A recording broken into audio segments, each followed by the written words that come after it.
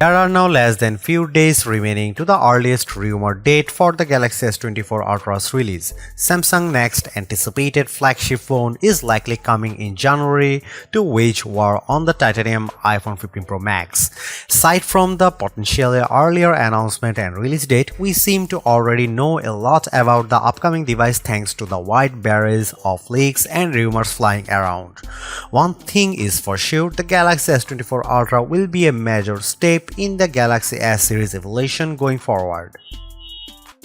A proper flagship should have lots of storage. Even in the base version, the Galaxy S24 Ultra would most likely start at 256 GB of internal storage, just as much as the Galaxy S23 Ultra has, and also offer 512 GB of the stuff, as well as range-topping version with the whopping 1 TB of storage. Of course, the latter is quite expensive but could definitely fit all the photos and videos you are going to take with the phone.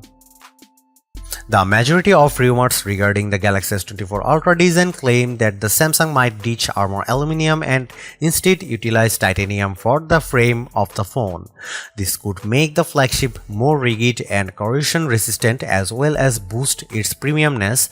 The iPhone 15 Pro Max recently also substituted stainless steel for titanium, so it seems that the latter is quickly becoming the hot new commodity for flagships in 2023.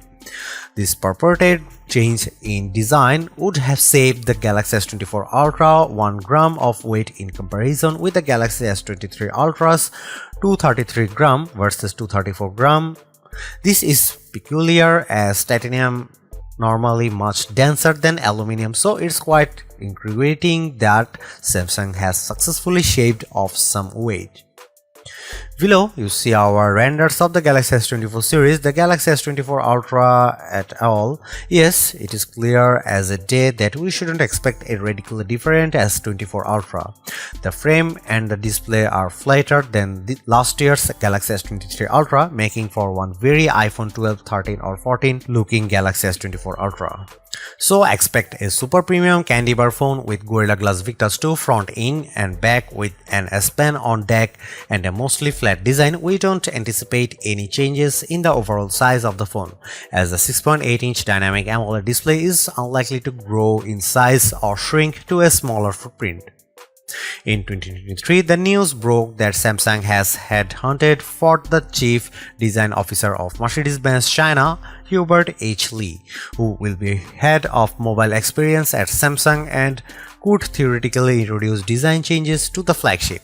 However, we don't expect a totally revamped design, as it feels like Samsung has definitely found its groove as far as its most advanced flagship looks and feel like.